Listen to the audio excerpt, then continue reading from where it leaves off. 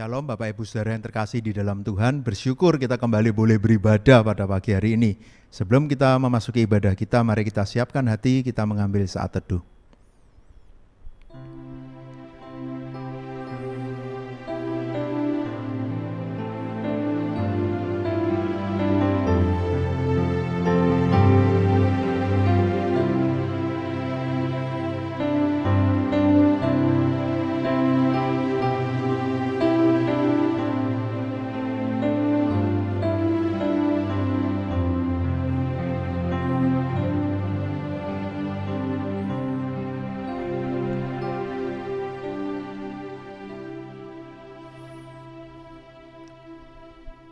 Kebaktian ini kita mulai dengan pengakuan bahwa pertolongan kita datangnya dari Tuhan, pencipta langit dan bumi. Dia yang tidak pernah meninggalkan hasil perbuatan tangannya. Turunlah atas kita kasih karunia dari Allah Bapa, Putra, dan Roh Kudus. Amin.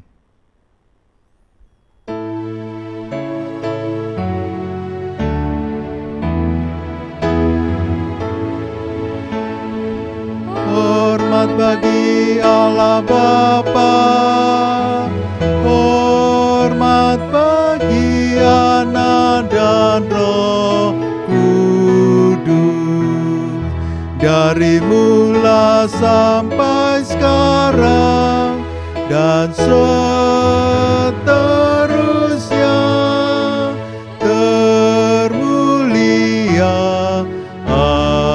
Amin, amin. Mari kita berdoa. Bapa di surga, kami bersyukur kami masih boleh beribadah. Kami bersyukur satu minggu kami kembali bisa lalui semua di dalam anugerah dan pertolongan Tuhan. Tapi ampuni Tuhan, kalau dalam satu minggu ini mungkin seringkali kami hidup menuruti kesenangan kami sendiri. Kami kadangkala memutuskan dengan cara kami, bahkan kadangkala kami juga lupa bersyukur. Padahal Engkau terus memberkati kami dan tidak pernah meninggalkan kami. Ampuni kami Tuhan. Kami rindu di dalam satu minggu yang akan datang, bahkan seluruh hidup kami terus berfokus kepada Tuhan, termasuk di dalam ibadah ini. Kalau saat ini kami beribadah dengan banyak motivasi, dengan banyak hal yang ada di dalam hati kami, ampuni kami Tuhan, layakkan kami mau sungguh-sungguh fokus, memuji, menyembah Tuhan, belajar dari bagian firman Tuhan. Di dalam nama Tuhan Yesus kami berdoa, amin. Saudara, kita memasuki seri terakhir tentang gereja. Gereja adalah tubuh Kristus, kita menjadi bagian dari gereja. Semua hanya karena anugerah Tuhan. Ketika kita melihat anugerah Tuhan, sudah seharusnya kita memuji Dia, kita meninggikan Dia. Biarlah di awal ibadah ini, kita mau memuji Dia, kita mau meninggikan Dia. Tuhan pemilik hidup kita, Tuhan pemilik gereja ini. Kita nyanyikan sebab Kau besar.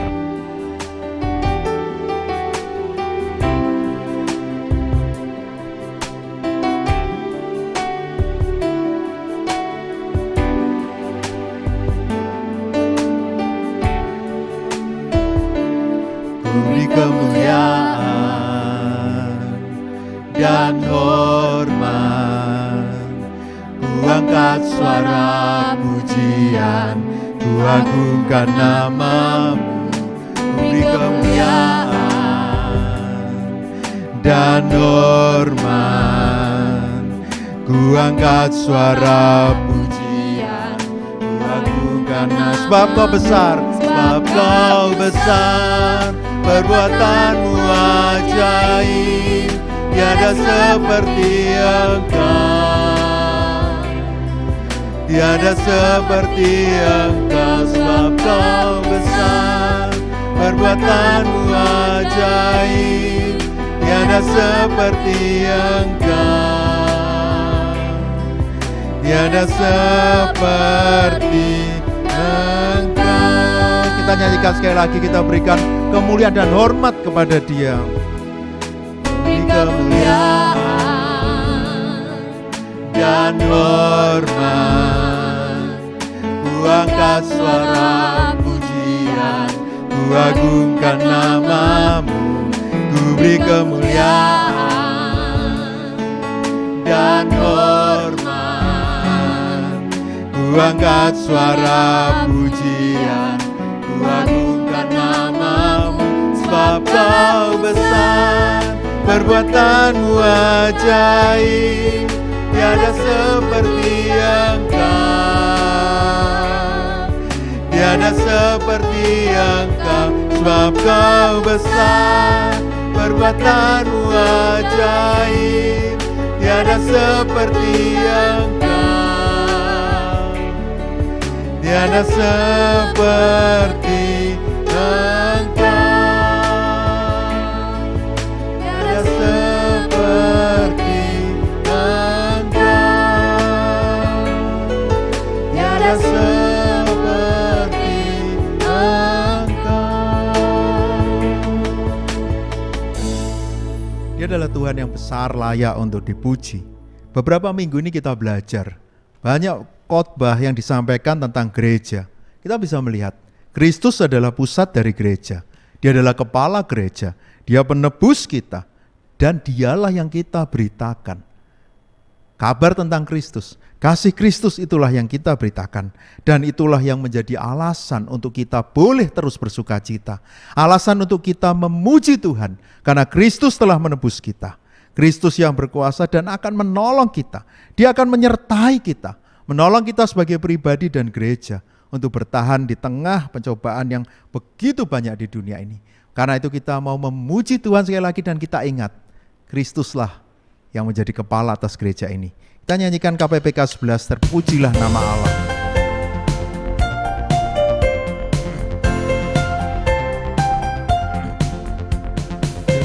Terpujilah nama Allah di tempat yang tinggi, yang utus Yesus ke dunia menebus puji namanya, puji namanya, puji namanya, puji muliakan namanya, puji namanya, puji namanya, puji muliakan namanya. Kita nyanyi bait yang kedua.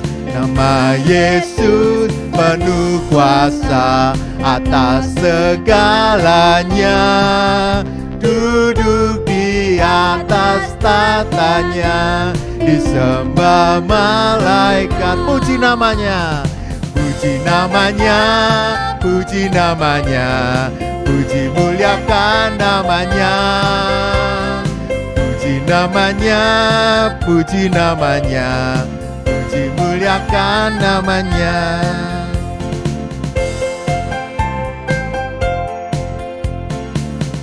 Yesus sangat ajaib, dialah Raja damai yang memerintah segala bangsa sampai dengan sepenuh hati kita puji namanya, puji namanya, puji namanya, puji muliakan namanya, puji namanya, puji namanya, puji muliakan namanya.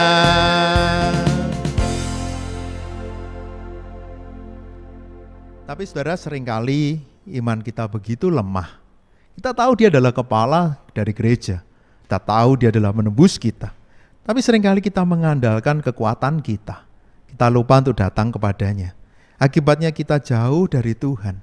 Bahkan seringkali kita menyia-nyiakan anugerah Tuhan. Kita tidak meresponi panggilan Tuhan itu. Sebelum kita belajar firman Tuhan, kita akan menyanyikan satu lagu.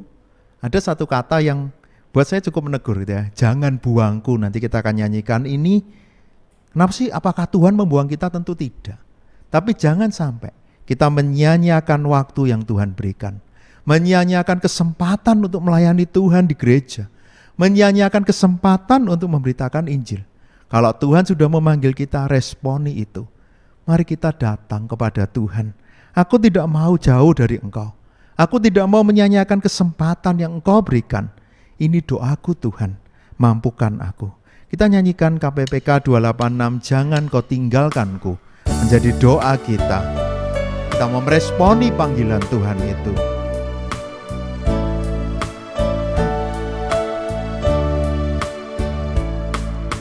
Janganlah kau tinggalkanku, dengar doaku. Bila ada yang kau panggil, jangan buangku. Yesus dengar doaku. Yesus, Yesus, dengar doaku. Bila ada yang kau bagi, jangan buang. Bait yang kedua.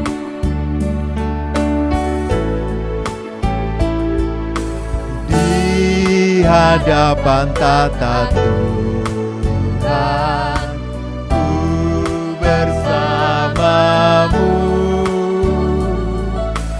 Dengan imanku berlutut, teguhkan. Yesus, Yesus dengar doaku. Yesus, Yesus, dengar doaku. Bila ada yang kau bagi, jangan buang. Biarlah kita tidak menyanyiakan panggilan Tuhan. Responi itu, saudara. Biar ini menjadi doa kita. Ku bersandar kasih Tuhan datang padamu. Oh, Kau yang menghiburkanku dengan kasih-Mu. Yesus, Yesus, dengar doaku. Bila ada yang kau bagi, jangan buang.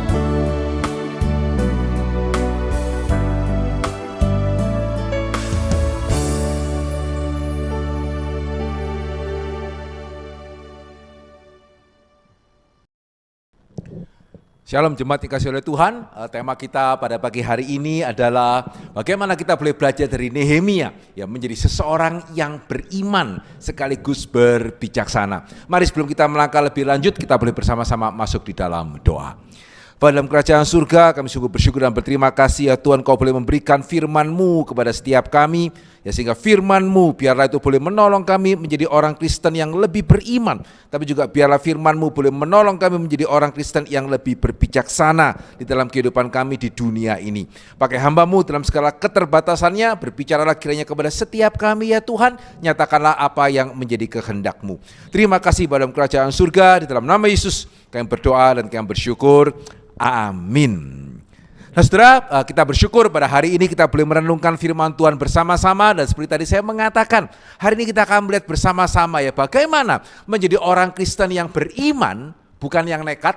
Ya juga bagaimana menjadi orang Kristen yang berbijaksana, begitu ya, bukan berbijaksini. Nah saudara, kenapa hal ini merupakan suatu tema yang penting? Ya karena seringkali banyak orang Kristen ketika dia mengatakan dia adalah seorang yang beriman, ya maka antara iman dengan nekat seringkali kok tidak bisa dibedakan.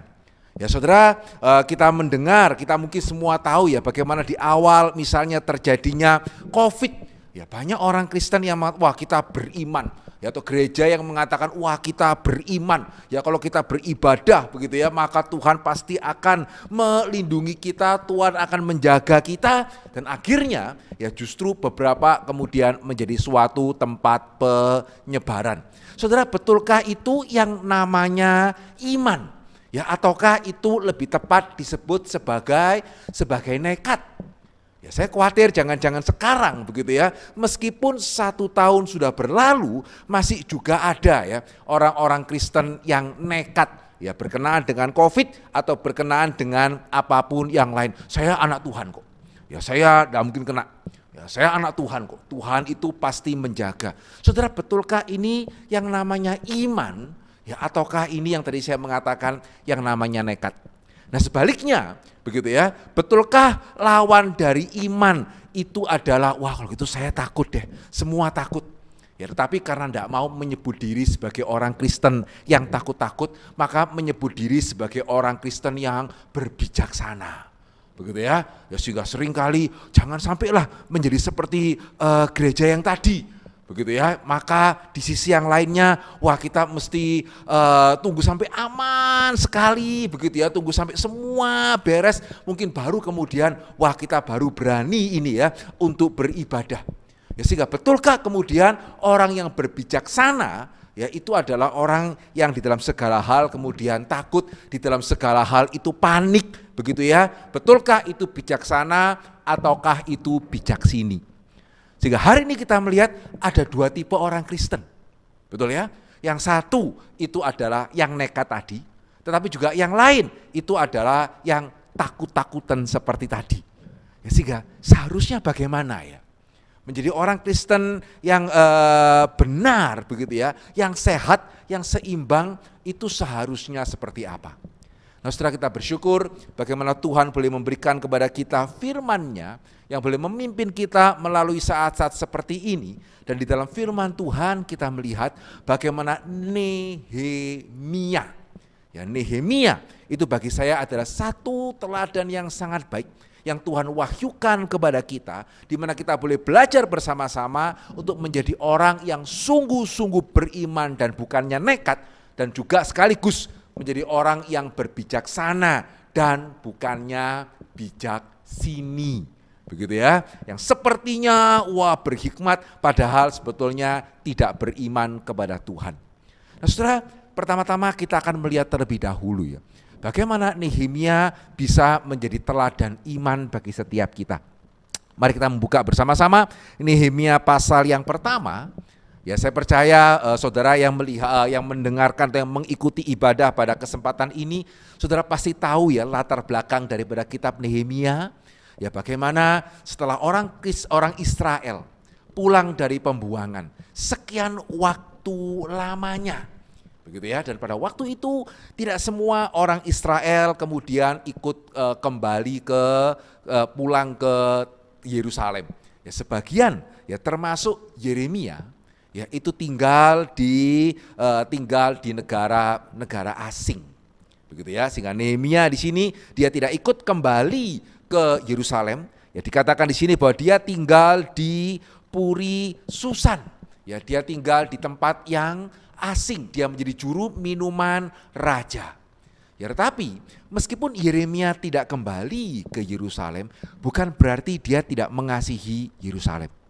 Bukan berarti dia tidak memperhatikan rumah Tuhan. Sehingga meskipun ya karena dia mempunyai jabatan sebagai juru minuman raja, dia tidak mungkin meninggalkan begitu saja jabatannya kembali ke Yerusalem, tetapi hatinya masih di sana. Ya, sehingga ketika dia bertemu dengan orang yang dari Yerusalem, dia selalu nanya, bagaimana keadaan Yerusalem? Bagaimana situasi Yerusalem? Nah, saudara, ternyata setelah sekian waktu lamanya, ya setelah sekian waktu berjalan, ternyata kondisi mereka yang kembali ke Yerusalem tidak juga kunjung baik. Sehingga di dalam Nehemia pasal pertama ayat yang ketiga, ya mereka yang baru kembali dari Yerusalem, begitu ya, kemudian bercerita kepada Nehemia, mereka mengatakan seperti ini. Orang-orang yang masih tinggal di daerah sana, yang terhindar dari penawanan, ada dalam kesukaran yang besar dan dalam keadaan yang tercela. Tembok Yerusalem telah terbongkar dan pintu-pintu gerbangnya telah terbakar. Ya, sehingga pada waktu Nehemia bertanya bagaimana keadaan Yerusalem, saudara, keadaannya ternyata sangat-sangat memprihatinkan. Nah, justru di sini kita melihat, kita bisa belajar ya. Ketika keadaan tidak seperti yang kita harapkan, termasuk hari ini COVID, begitu ya, ada yang berharap COVID, ya mestinya tidak perlu survei, pasti tidak ada yang berharap COVID, begitu ya. Demikian juga Nehemia pasti harapannya mendengar kabar yang lebih baik. Wah, Tuhan memberkati Yerusalem, begitu ya, tembok-temboknya sudah berdiri dengan baik, bait sucinya sudah berdiri, begitu ya. Seperti hari ini saudara mungkin berharap mendengarkan, wah semua vaksinnya manjur, tidak ada varian yang baru, begitu ya. Waduh, tapi realitanya tidak. Ya, sehingga apa yang membedakan orang yang beriman dari orang yang nekat? Begitu ya. Di sini kita melihat Nehemia pasal pertama ayat yang keempat. Ketika Nehemia mendengarkan berita itu, saudara, reaksinya dia bagaimana? Dikatakan apa di ayat yang keempat? Ketika ku dengar berita ini. Ya, berarti ketika Nehemia mendengar berita yang di luar ekspektasinya, ya, di luar keinginannya, begitu ya. Dikatakan di sana itu apa? Duduklah aku menangis dan berkabung selama beberapa hari. Aku berpuasa dan berdoa ke hadirat Allah semesta langit. Nah, saudara, di sini kita melihat ya satu ciri pembeda utama ya antara orang beriman dengan orang nekat. Apa bedanya? Yaitu orang beriman tidak menyangkali realita. Ya, orang nekat itu menyangkali realita. Tidak ada COVID kok. Itu semua konspirasi.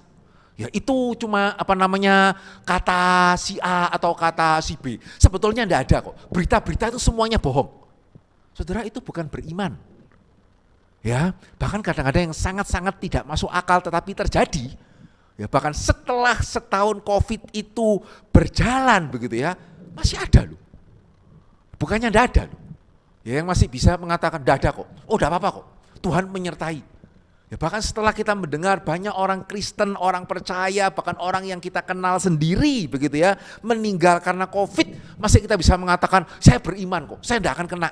Apakah berarti yang kena tidak beriman? Ada hamba Tuhan, bukan cuma ada, ya cukup banyak juga beberapa hamba Tuhan yang kita tahu bahkan ya meninggal dunia, mereka tidak beriman. Ya, sehingga yang beriman pasti itu tidak kena. Itu iman atau itu nekat? Ya, sehingga saudara perhatikan ketika Nehemia mendengarkan berita itu, dia tidak mengatakan kamu pasti bohong. Karena Yerusalem itu kota Tuhan. Tuhan pasti menyertai. Tidak mungkin itu ada yang terlantar. Ayo ngaku, ya kamu ngarang ya. Saudara, tidak. Ya, di sini kita melihat orang yang beriman pada waktu mendengarkan berita yang tidak dia harapkan sebetulnya, kabar buruk sebetulnya, yang dia lakukan yang pertama itu adalah ya kalau itu realita kita harus terima. Ya, orang beriman tidak menyangkali fakta, tidak menyangkali realita. Sehingga di sini dikatakan duduklah Nehemia menangis dan berkabung selama beberapa hari. Ya, kenapa dia nangis? Tidak beriman ya? Tidak. Ya karena memang kabarnya buruk. Ya karena memang situasinya itu memilukan, memprihatinkan. Ya itu kenapa dia menangis, dia berkabung, bahkan dikatakan dia berkabung selama beberapa hari. Tapi di sini kita juga melihat ciri kedua dari orang yang beriman ya. Ternyata beriman juga tadi yang pertama tidak menyangkali realita. Tetapi tidak menyangkali realita itu juga tidak sama dengan putus asa. Nah ini ya, kadang-kadang sebagian orang Kristen nekat. Sebagian yang lain karena sudah menerima realita, aduh COVID ini ya, tidak tahu bagaimana ini ya. Dan masih ada varian baru dari India, sudah sampai ke Indonesia begitu ya. Maka dia memang tidak menyangkal realita, tapi kemudian menjadi panik dan putus asa. Ya, saya masih ingat dan susah hati begitu ya. Pada waktu berita-berita seperti ini awal setiap hari WA begitu ya, kabar jelek terus semua di forward di WA, si A mati, si B mati begitu ya. Si A kemudian kena COVID, si B kena COVID. Bahkan mungkin masih ingat pada waktu vaksin pertama kali, wah si ini sudah divaksin juga bisa mati, si B juga divaksin sudah bisa mati. Saudara, di sini kita melihat ini memang bukan orang yang menyangkali realita ya, tapi ini tipe orang yang panik. Ini bukan bijaksana, begitu ya. Terus dengan dalih, saya cuma mau kasih peringatan. Ya peringatan kok nggak dicek terlebih dahulu? Hoax di mana-mana. Ya itu bukan peringatan. Ya peringatan itu bijaksana. Panik itu bukan bijaksana. Tapi di sini kita melihat di dalam diri Nehemia, yang pertama dia tidak menyangkali realita. Ya, tetapi juga yang kedua, dia tidak putus asa. Dia memang nangis. Begitu ya, dan bahkan berkabung. Yang berarti bukan cuma sekedar nangis seperti nangis karena lihat sinetron yang sedih, begitu ya. Tapi berkabung. Ya, benar-benar seperti seseorang itu yang kehilangan. Tapi saudara, apakah kemudian dia menjadi putus asa? Apakah dia menjadi bijaksini begitu ya? Tidak. Karena Alkitab mengatakan tadi di Nehemia pasal pertama ayat yang keempat, ketika aku dengar berita ini, duduklah aku menangis dan berkabung, tapi tidak kemudian tenggelam di dalam kesedihan begitu ya. Tapi dikatakan di sana, aku berpuasa dan berdoa ke hadirat Allah semesta alam. Ya, ini adalah beda yang paling penting ya antara orang yang beriman dengan orang yang nekat, begitu ya. Orang yang beriman tahu ini situasinya buruk, ini situasinya tidak baik, begitu ya. Dia tidak menyangkali realita, tapi dia juga mati, ya celaka, tidak ada pengharapan. Bagaimana ini? Begitu ya, kalau varian nanti kalau muncul lagi varian baru, bagaimana ini? Kalau vaksin ternyata itu tidak menjamin, celaka. Tidak ya. Dikatakan Nehemia berdoa dan dia berdoa dengan sungguh-sungguh. Nah, saudara, ini orang yang beriman. Dan saya mungkin pernah mengatakan kepada saudara ya, saya lupa apakah saya pernah mengatakan di dalam Alkitab ya, salah satu teladan doa yang paling baik itu adalah Nehemia. Ya, Nehemia berdoa ketika segala sesuatunya buruk, tapi yang menarik adalah Nehemia tetap berdoa ketika segala sesuatunya mulai menjadi baik. Nah, ini sekali lagi bedanya ya, beriman dengan nekat. Nekat itu adalah ketika belum kejadian, bahasa Jawanya yao, gak apa-apa kok, Tuhan menjaga kok. Begitu kena, langsung berbalik 180 derajat. Begitu ya, Tuhan tidak mengasihi lah, Tuhan tidak memperhatikan lah, begitu ya. Atau begitu kena langsung kemudian takutnya itu setengah mati. Ada itu yang mengatakan buat apa COVID, gak usah takut, kita serahkan kepada Tuhan, begitu ya. Ketika ada saudaranya yang kena atau sahabatnya yang kena, celaka. Ternyata orang yang saya kenal juga bisa kena COVID ya, langsung tidak berani keluar rumah, tidak berani itu. Itu namanya orang nekat. Tapi orang beriman itu konsisten. Ya, ketika keadaan buruk, ya Nehemia berdoa. Ya, tapi ketika keadaan baik, ya, ketika raja kemudian bertanya kepada dia, ya Nehemia, apa yang kamu sedihkan? Begitu ya. Kamu mau apa? Coba kita melihat ya, Nehemia pasal yang kedua. Nehemia pasal yang kedua ayatnya yang kedua. Ya, setelah kurang lebih 3 bulan ya, Nehemia berdoa, ya dia ingin ke Yerusalem, tapi sepertinya tidak mungkin. Ya, raja sepertinya dia tidak bisa sekedar saya cuti ya, ke Yerusalem. Dia juru minuman raja. Ya, sehingga keadaan sepertinya tidak berpengharapan, tapi Nehemia terus berdoa, dan ketika cahaya itu muncul, pengharapan itu kemudian mendapatkan kenyataannya di Nehemia pasal kedua ayat yang kedua. Ya, bertanyalah raja kepada Nehemia, mengapa mukamu muram walaupun engkau tidak sakit? Engkau tentu sedih hati. Begitu ya, Nehemia mulai khawatir ini. Ya sehingga apakah orang beriman tidak bisa khawatir? Boleh, tapi sekali lagi tidak tenggelam oleh kekhawatirannya. Ya, karena di sini ternyata setelah raja bertanya, apakah engkau sedih hati? Ya, maka jawab Nehemia kepada raja, hiduplah raja untuk selama-lamanya. Bagaimana mukaku tidak muram kalau kota tempat pekuburan nenek moyangku telah berubah menjadi reruntuhan dan pintu-pintu gerbangnya habis dimakan api. Tapi di sini kita melihat jawaban doa Nehemia mulai dinyatakan karena raja ternyata tidak marah ya. Dan raja berkata kepada Nehemia, jadi apa yang kau inginkan? Tapi yang sangat menarik di sini dikatakan ketika dreams come true, ya mimpi menjadi kenyataan, raja bisa nanya, Nehemia, kamu minta apa? Dan sudah harus tahu ya, raja pada waktu itu ya, kalau nanya itu berarti dia bisa mengabulkan banyak hal yang di dalam kuasanya. Begitu ya, itu seperti hari ini misalnya seorang konglomerat nanya, kamu mau apa? Dan saudara tahu dia bukan cuma sekedar asal ngiming-ngimingi, ya, tapi apapun yang saudara minta asal tidak keterlaluan dia akan kasih. Itu dreams come true atau bukan ya? Ya, mimpi menjadi kenyataan atau enggak ya? Kira-kira kalau saudara yang mengalami hal ini masih mikir doa enggak ya? Atau langsung wah haleluya minta ini itu begitu ya. Tapi yang menarik dari Nehemia di sini kita melihat pada waktu ayat yang keempat dikatakan raja bertanya kepada Nehemia, Nehemia apa yang kau inginkan? Di sana dikatakan apa? Maka aku berdoa kepada Allah semesta langit. Saudara, bukan cuma ketika keadaan tidak baik Nehemia berdoa ya. Ketika keadaan sekarang berbalik 180 derajat, ya raja nanya, ya kamu mau apa? Begitu ya. Saudara, yang menarik di sini kita melihat refleks daripada Nehemia, ya refleksnya dia bukan langsung jawab. Ya, tetapi refleksnya dikatakan di sana, maka aku berdoa kepada Allah semesta langit. Nehemia kembali minta hikmat kepada Tuhan untuk bagaimana menjawab.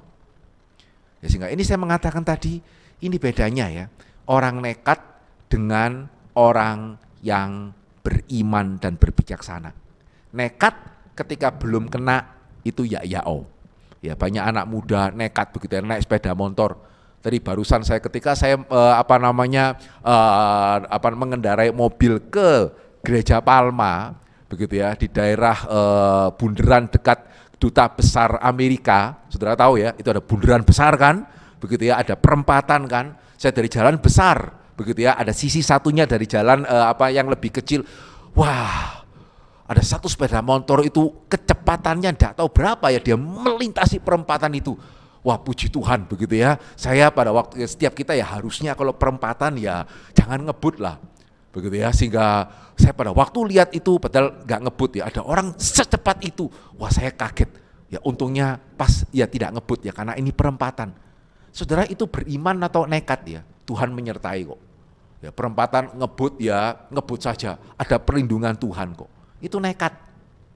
Ya banyak anak muda itu nekat begitu ya, enggak apa-apa kok ngebut. Kemudian waktu jatuh ya, mama tolong. Begitu ya. Itu bukan beriman. Ya, itu namanya nekat. Banyak orang enggak apa-apa kok. Begitu ya, saya main saham, saya judi. Amin, Tuhan menyertai. Waktu kalah, Tuhan kenapa? Ya, orang beriman itu enggak. Ya, waktu ada keadaan sulit dia berdoa. Waktu keadaan baik dia berdoa. Begitu ya, sama, konsisten. Ya, itu namanya beriman. Dan di sini kita melihat Nehemia bukan hanya beriman ya, dia betul-betul bijaksana. Ya tahu dari mana? Karena ketika raja tanya kepada Nehemia, apa yang kau inginkan? Maka setelah Nehemia berdoa, dia bisa menjawab kepada raja. Ya, Nehemia pasal kedua ayat yang kelima, ya dikatakan apa? Kemudian jawabku kepada raja, jikalau raja menganggap baik dan berkenan kepada hambamu ini, utuslah aku ke Yehuda, ke kota pekuburan nenek moyangku, supaya aku membangunnya kembali. Lalu bertanyalah raja kepadaku, sedang permaisuri duduk di sampingnya, berapa lama engkau dalam perjalanan dan bilakah engkau kembali? Saudara perhatikan baik-baik kalimat berikut ini. Dan raja berkenan mengutus aku sesudah aku menyebut suatu jangka waktu kepadanya. Saudara, di sini yang menarik ya. Ketika raja itu kemudian nanya, oke, Nehemia, kamu mau kembali ya ke Yerusalem membangun tembok? Saya kasih izin. Kamu perlu waktu berapa lama? Saudara perhatikan. Alkitab mengatakan Tuhan mengizinkan, raja mengizinkan setelah Nehemia menyebutkan sekian jangka waktu. Yang kita perlu pikirkan adalah Nehemia kok bisa menyebutkan jangka waktu yang tepat ya? Sehingga raja merasa, oh ya ini masuk akal ini. Begitu ya, tidak terlalu lama tapi juga tidak terlalu cepat. Menunjukkan apa? Ya menunjukkan Nehemia selama waktu dia berdoa, saudara dia sudah memperhitungkan. Begitu ya. Nah ini beda juga bijaksana dengan nekat. Nekat itu tidak ada perhitungannya. Ya, bijaksana itu berarti pada waktu dia menunggu. Dan tadi ini juga kita melihat ya, bedanya antara bijaksana dengan bijaksini. Bijaksini itu putus asa. Ya panik. Nehemia enggak. Ya meskipun dia berdoa dengan sungguh-sungguh, begitu ya. Dia bahkan juga berpuasa, akal budinya itu jalan. Ya sehingga selama 3 bulan dia itu berdoa kepada Tuhan, menantikan jawaban Tuhan, dia tidak gerusa-gerusu, begitu ya. Tetapi juga bukannya sebelum Tuhan menjawab, ya sudah saya tidak bisa ngapa-ngapain, ya wes saya nunggu lagi, ya apalagi memang ini masanya seperti ini. Tidak loh. Ya Nehemia tidak tergesa-gesa, tapi dia mempersiapkan segala sesuatunya dengan baik. Ya sehingga pada waktu raja bertanya, kamu perlu waktu berapa lama? Dia bisa jawab. Kenapa? Ya karena dia sudah ngitung. Ya bukan karena dia berdoa kemudian di kepalanya tiba-tiba keluar sejangka waktu sekian lama. Terus Nehemia ngomong karena Tuhan mewahyukan secara khusus. Tidak. Yang berarti dia sudah menghitung dengan baik. Dan yang sangat menarik kemudian, bukan cuma dia bisa menyebutkan jangka waktunya, tetapi juga di ayat yang ke-7, Nehemia 2 ayat yang ke-7, dikatakan apa? Berkatalah aku kepada raja, jikalau raja menganggap baik, berikanlah aku surat bagi bupati-bupati di daerah seberang sungai Efrat, supaya mereka memperbolehkan aku lalu sampai tiba di Yehuda. Pula sepucuk surat bagi Asaf, pengurus taman raja, supaya dia memberikan aku kayu untuk memasang balok-balok pada pintu gerbang di benteng bait suci, untuk tembok kota, untuk rumah yang akan kudiami. Maka raja mengabulkan permintaanku itu, karena tangan Allahku yang murah melindungi aku. Nah saudara, di sini kita melihat kembali ya, Nehemia sudah merencanakan dengan baik. Dia tahu dia perlu apa, sehingga dia minta surat, sehingga dia bisa menyeberang. Dan yang menarik, dia bahkan sudah mempelajari di Yerusalem, kalau saya mau buat tembok, saya perlu apa? Ya, saya perlu batu, saya perlu kayu. Ya, dan yang menarik, dia sudah tahu di daerah Yerusalem batu banyak, kayu tidak banyak. Sehingga dia minta raja berikan kayu. Bisa dibayangkan ya, betapa kalau mau dikatakan lucunya ya, kalau raja mengatakan, oke, kamu berangkat. Nehemia dengan segala senang hati, wah doa saya dikabulkan ini ya, orang beriman begitu ya. Sampai seberang sungai, kemudian diminta surat oleh bupati. Mana surat? Waduh, lupa minta. Begitu ya. Apa yang terjadi? Balik lagi kepada raja, bisa enggak boleh berangkat lagi itu. Betul ya? Atau bayangkan ya, dia sudah sampai ke Yerusalem, puji Tuhan, begitu ya. Tuhan menjawab, mari kita membangun tembok. Kayunya tidak ada, gitu ya. Lalu mesti pulang lagi, begitu ya, kembali lagi kepada raja. Waduh lupa, ya, tidak ada kayu di sana. Bisa minta kayu, begitu ya. Saudara bisa membayangkan apa yang terjadi, begitu ya. Tapi di sini kita melihat orang yang beriman dan berbijaksana. Ya, tidak menyangkali realita, tidak putus asa, tidak gerusa-gerusu, tetapi juga mempersiapkan segala sesuatunya, tidak nganggur. Begitu ya, tidak pasrah. Ya wis lah, pokoknya tunggu Tuhan bekerja. Ya wis, tidak boleh gerusa-gerusu kan? Ya sudah, tidak melakukan apa-apa. Ya sudah, pasrah. Itu bukan beriman, itu bukan berbijaksana. Tapi orang yang beriman, orang yang berbijaksana adalah orang yang tidak menyangkali realita, tetapi juga orang yang tidak putus asa, tidak dirundung oleh segala kesulitan, oleh segala kesedihan, tidak bisa ngapa-ngapain. Orang yang juga tidak cepat-cepat, tidak gerusa-gerusu, tapi juga bukan orang yang tidak melakukan apa-apa. Dan hari ini ya gereja memerlukan banyak orang Kristen yang seperti itu. Kita termasuk yang mana? Ya betulkah kita termasuk orang yang beriman? Ya betulkah selama masa Covid ini kita menunjukkan, kita menyaksikan kita orang beriman? Ya betulkah selama masa Covid ini kita menunjukkan kita orang Kristen yang berbijaksana sehingga bisa menjadi saksi bagi orang yang belum mengenal Tuhan? Ataukah selama ini kita lebih menjadi orang yang nekat? Ya, atau kalau tidak menjadi orang yang panik? begitu ya, seperti tidak punya Tuhan, seperti Tuhannya tidak berkuasa sama sekali. Sementara tadi yang pertama, sepertinya percaya Tuhan berkuasa, padahal sebetulnya nekat, begitu ya, tidak sungguh-sungguh datang kepada Tuhan, tidak sungguh-sungguh memohon pertolongan Tuhan. Sehingga biarlah kalau sebentar kita akan bersama-sama menerima perjamuan kudus.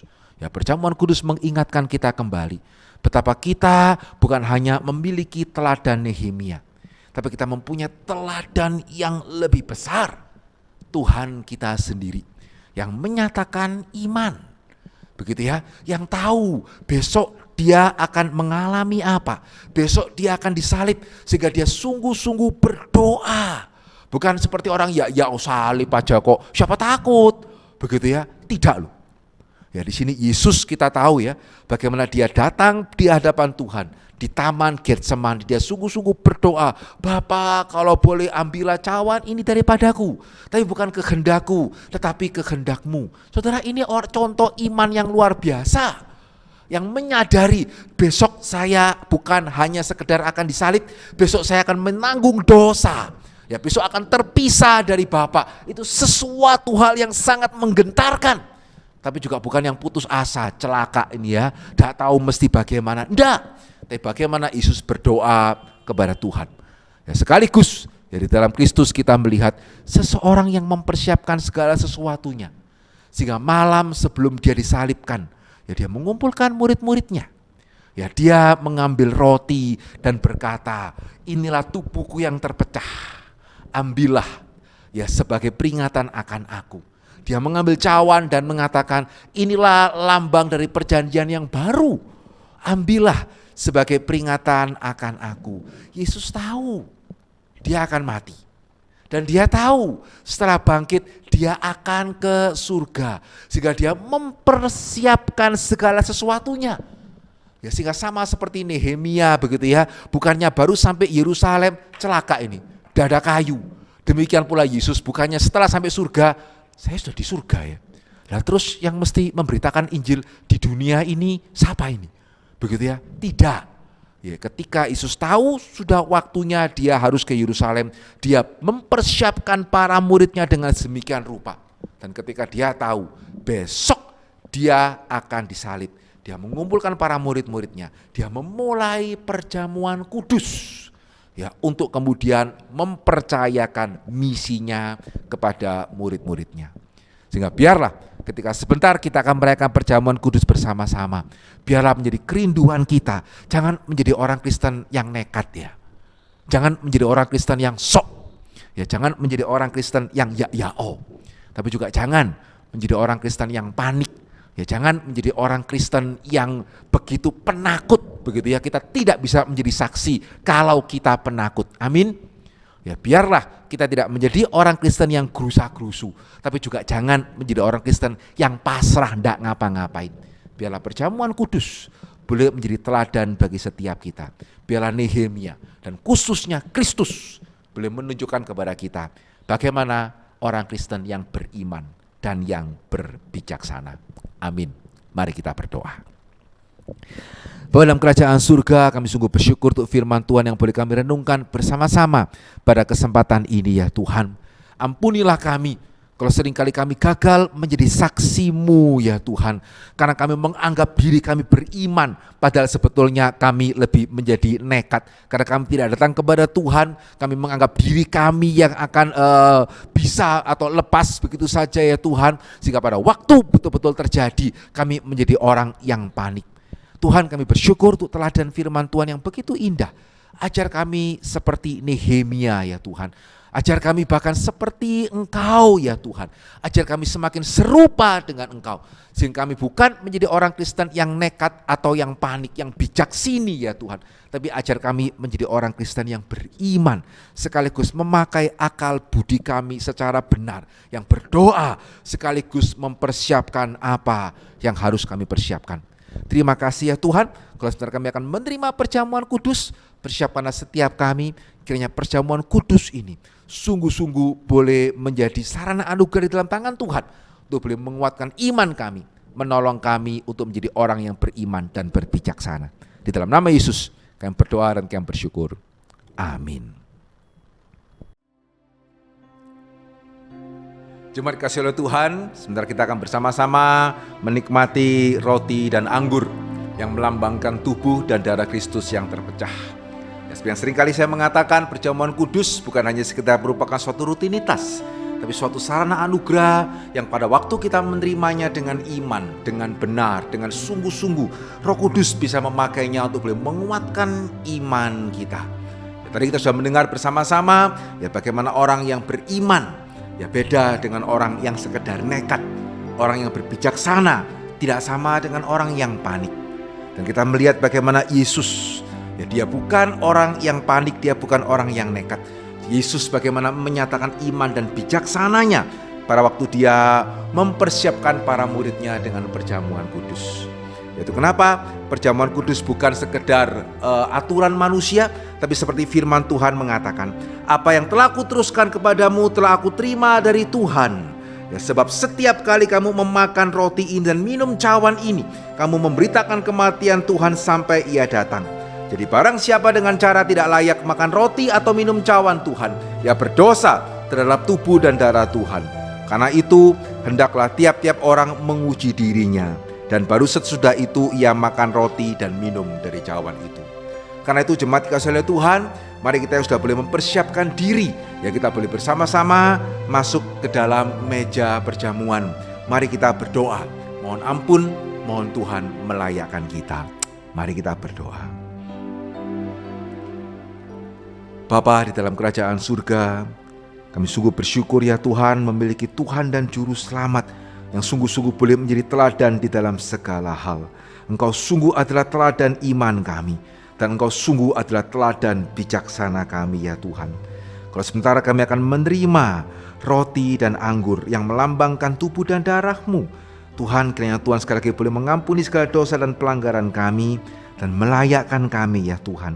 Dan biarlah Roh Kudus boleh memakai perjamuan kudus ini untuk boleh menguatkan iman kami, dan bahkan ya Tuhan boleh membuat kami lebih berbijaksana. Berkati, sertai kiranya pelaksanaan perjamuan kudus sebentar ini. Dalam nama Yesus kami berdoa dan kami bersyukur. Amin. Pada malam sebelum Yesus disalibkan, dia mengambil roti. Dia memecah-mecahkannya dan berkata, inilah tubuhku yang terpecah untuk pengampunan dosamu. Ambillah dan makanlah. Dan setelah dia meletakkan roti, dia mengambil cawan yang berisi anggur. Dan dia mengatakan, inilah darah yang memeteraikan perjanjian baru. Ambillah, minumlah sebagai peringatan akan aku. Dan biarlah setiap kita boleh menyadari, setiap kali kita merayakan perjamuan kudus, kita dipanggil untuk boleh menyaksikan Kristus sampai kedatangannya yang kedua kali. Sehingga mari kita boleh bersama-sama mengambil roti dan anggur yang sudah diberikan kepada setiap kita. Ya, mari kita boleh bersama-sama membukanya. Ya, mari kita boleh mengambil roti yang melambangkan tubuh Kristus. Jemaat yang dikasihi oleh Tuhan, di dalam tangan kita sudah boleh memegang roti yang melambangkan tubuh Kristus yang terpecah untuk pengampunan dosa kita. Ya, mari dengan iman, dengan pengertian yang benar, dengan kesungguhan, mari kita boleh menerimanya, dan mari kita menerimanya bersama-sama saudara seiman yang lain.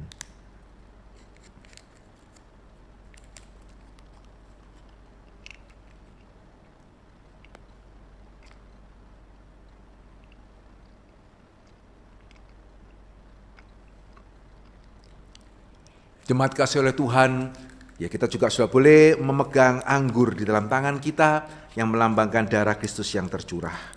Mari kita boleh mempersiapkannya.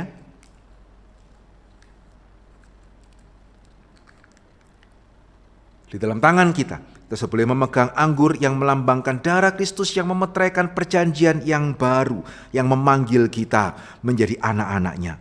Mari, ya bersama-sama dengan saudara seiman kita boleh menerimanya dengan iman, dengan pengertian yang benar dan dengan kesungguhan hati. Mari kita menerima anggur yang melambangkan darah Kristus.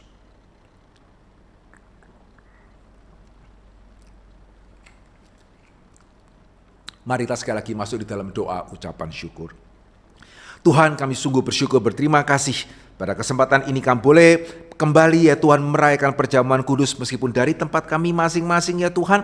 Biar sekali lagi Roh Kudus boleh memakai perjamuan-Mu ini ya Tuhan, untuk boleh menguatkan iman kami dan boleh memberikan hikmat bijaksana kepada setiap kami. Sehingga sampai Engkau datang kedua kali, apapun yang terjadi, kami boleh menjadi saksi-saksi yang memuliakan nama-Mu. Terima kasih Bapa dalam kerajaan surga, di dalam nama Yesus yang berdoa dan kami bersyukur. Amin.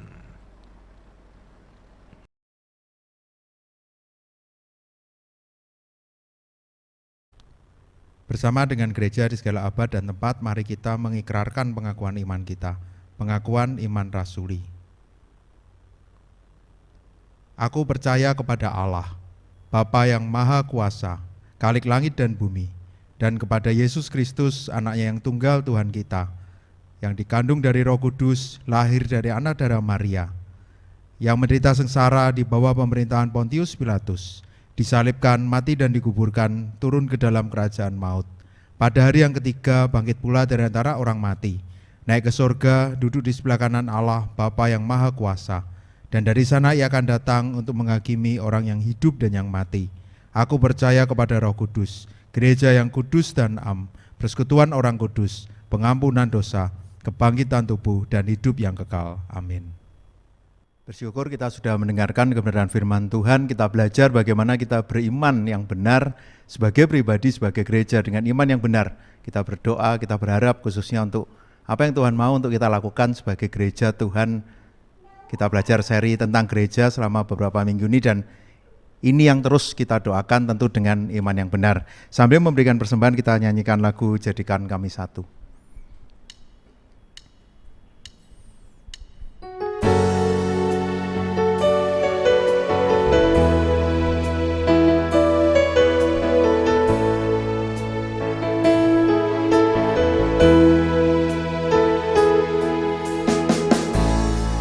Rendahkan diri di hadapan-Mu,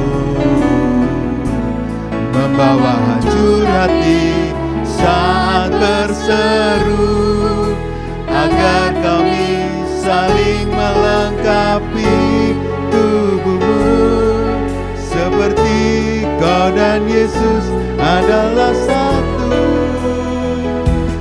Jadikan kami satu seperti kerinduan-Mu, agar dunia tahu bukti nyata dari kasih-Mu. Sebelum kami pergi memberitakan kasih-Mu, mulailah dari kami lebih dulu. Jadikan kami, sekali lagi jadikan kami satu. Ini menjadi doa kita sebagai gereja Tuhan. Satu seperti kerinduan-Mu, agar dunia tahu bukti nyata dari kasih-Mu. Sebelum kami pergi memberitakan kasih-Mu, mulailah dari kami lebih dulu. Jadikan kami satu.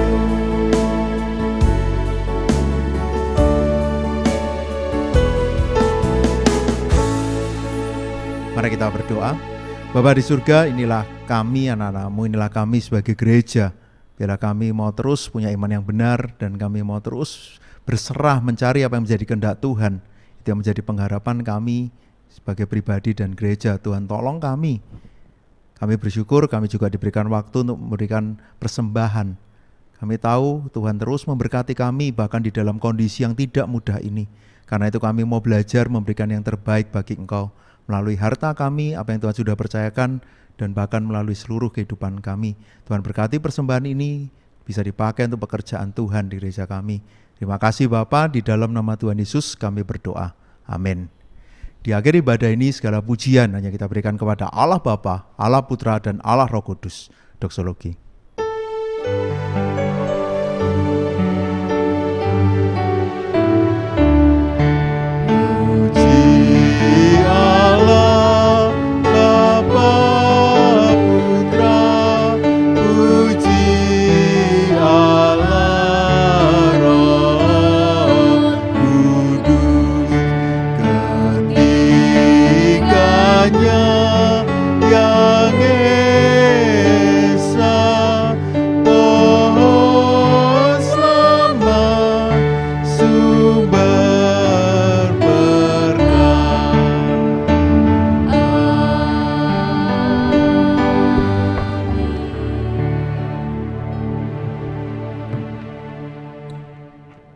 Terima kasih oleh Tuhan, mari kita boleh menerima berkat Tuhan dari tempat kita masing-masing. Kiranya Allah Tritunggal, Allah Bapa, Allah Anak, dan Allah Roh Kudus, Allah yang menciptakan kita, Allah yang menebus kita, dan Allah yang memimpin kehidupan kita, sungguh boleh terus menguatkan iman kita di dalam Tuhan. Ya boleh memberikan kepada kita hikmat bijaksana yang sejati, dan menjadikan kita saksi untuk kemuliaan namanya. Mulai hari ini sampai selama-lamanya. Amin.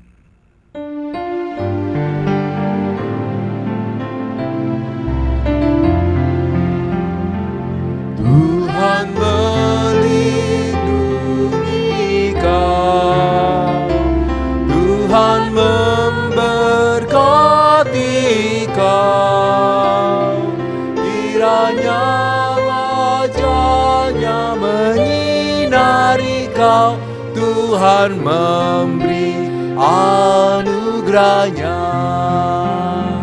damai sejahtera. Amin. Amin.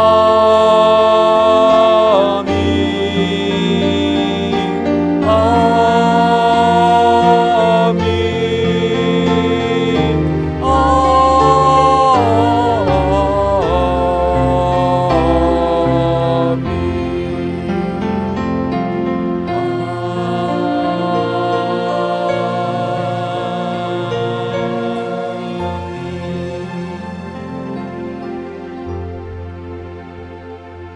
Kiranya Tuhan boleh memampukan kita menjadi orang Kristen yang sungguh-sungguh beriman dan berbijaksana.